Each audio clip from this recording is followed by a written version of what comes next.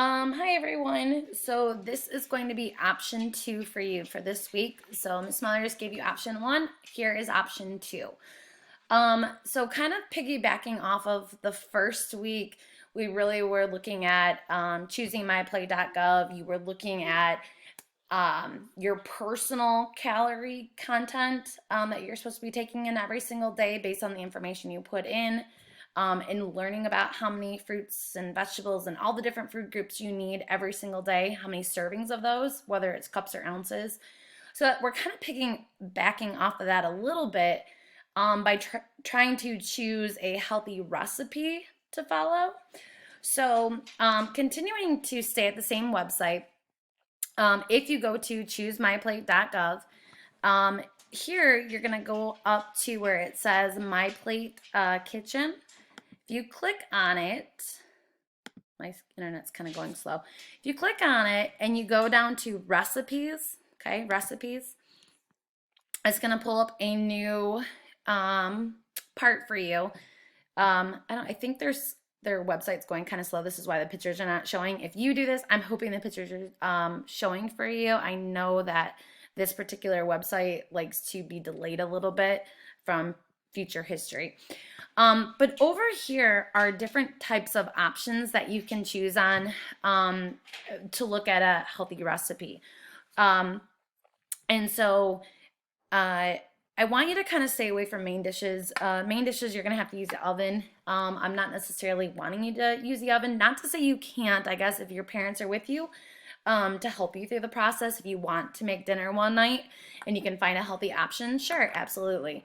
But for the sake of this project, you can keep it relatively a small recipe, because you're actually going to have to create a video of you preparing your particular recipe that you have found online. So these are different courses that you could go to. I would choose snacks, maybe beverages, because there's like smoothie options in there. So if you have a blender, or some appetizers, maybe even sandwiches, something that's going to be where you're not, again, having to use the oven or anything like that. That's not what this is for. That we can find healthy options on the internet that doesn't necessarily require us to cook anything. You can go down, you can look at more options to click on to help you like refine your search down. So the more options you click on, the less amount of categories there's going, or recipes that you're going to have to search through.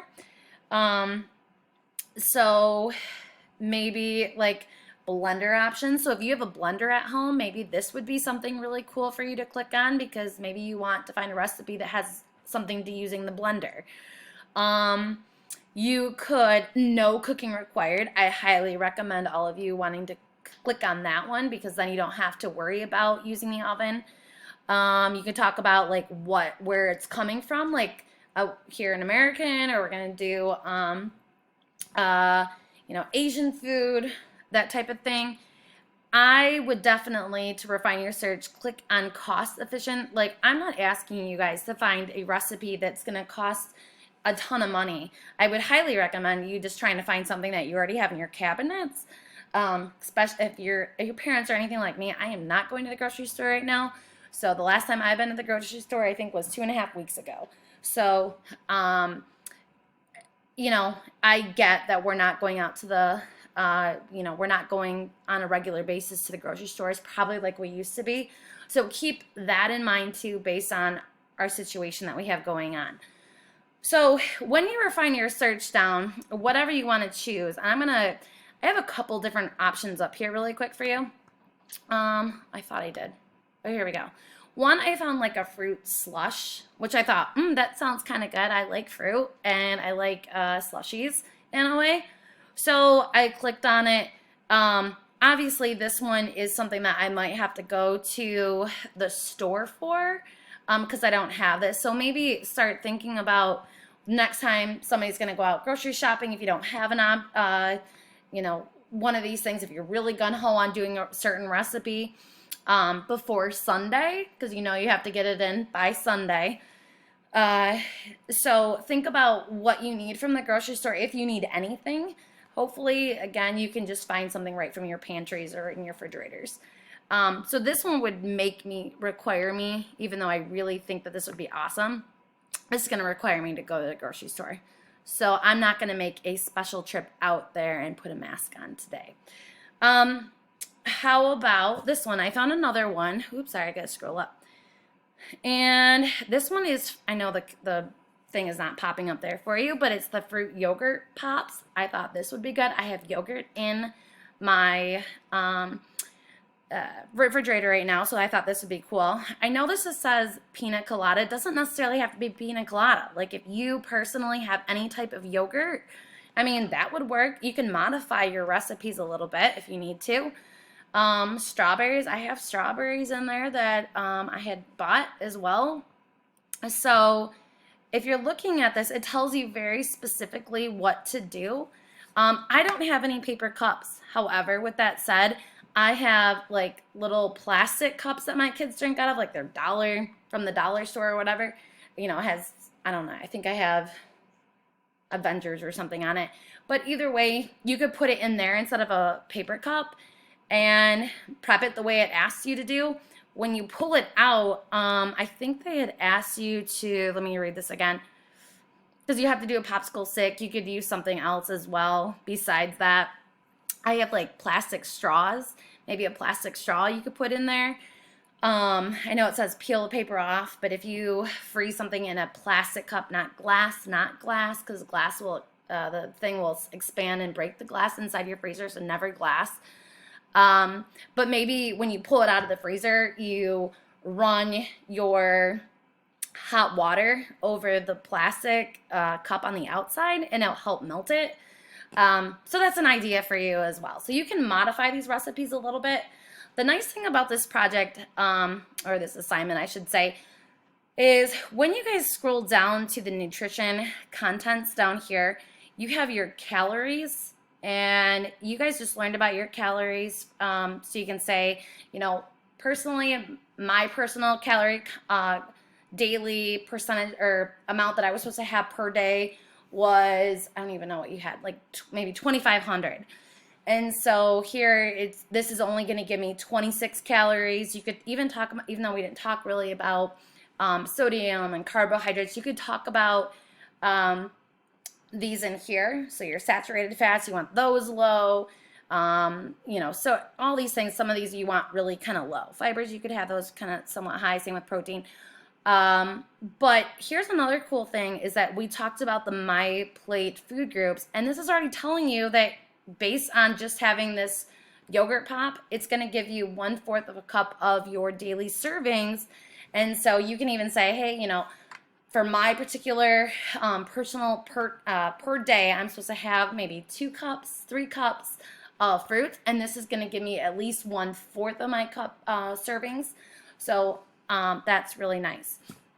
Now, once you found a recipe, you actually have to videotape yourself making this. This is why I'm saying don't necessarily bake it. So maybe if I was going to do this fruit pop one, I would make a couple different batches. The first batch would already be frozen and ready to go during my video, so that when I'm videotaping, maybe I'm making on my second batch, I show and demonstrate how to actually make it and stick it in the freezer. But as you're sticking in the freezer, you pull out the final batch, and then you're showing us what it looks like in the end. Okay, that's kind of what I'm wanting from you. And you can see my other video that I've created. So it shows you how I went through the actual recipe to the very end. Okay, how you're going to be doing this is you are going to be videotaping on your, if you go to Launchpad, okay, photo booth is right up here. Let me pull it open. Sorry. If I pull up photo booth, okay, and this is some stuff that I was doing, and I've been playing around with it. But right now it's taking a picture. Here is the actual video recording. So you're just going to take your computer, you're going to set it up in your kitchen somewhere away from, technically a little bit away from your food, so you're not necessarily getting it all over there. Click on that. I can record this really quick and say, so it's going to count down for you. Okay, this is your test on how to make a video for your recipe. I hit end. As you can see, it's popping up there right now. What I would do, let's see if I can do this. Hold on a second. Maybe. Oops. Hold on.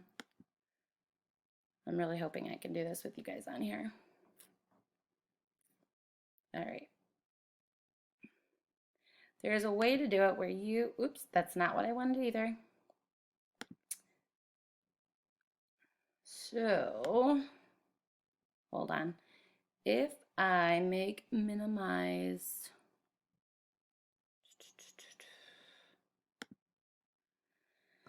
I can say, well, if I, okay, I'm really hoping this works. If I take this and I put this, I'm going to drag it. So I'm clicking on it. I'm going to drag it. You can see me actually dragging this right now. I'm going to drag it to my desktop. So I'm clicking and pulling it. It's going to drag right here to my desktop. Okay. So when you guys go into your area where you're going to upload it, obviously you're just going to have to look that you've saved it to your desktop. Maybe you're saving it to your drive, but this is probably the easiest thing that I would do. You could rename this if you wanted to. Oops. Okay, got out of my spirally. Oops, double click. I can go up here to rename, and maybe I want to rename this as testing video. Okay, so that is the way that you would do that.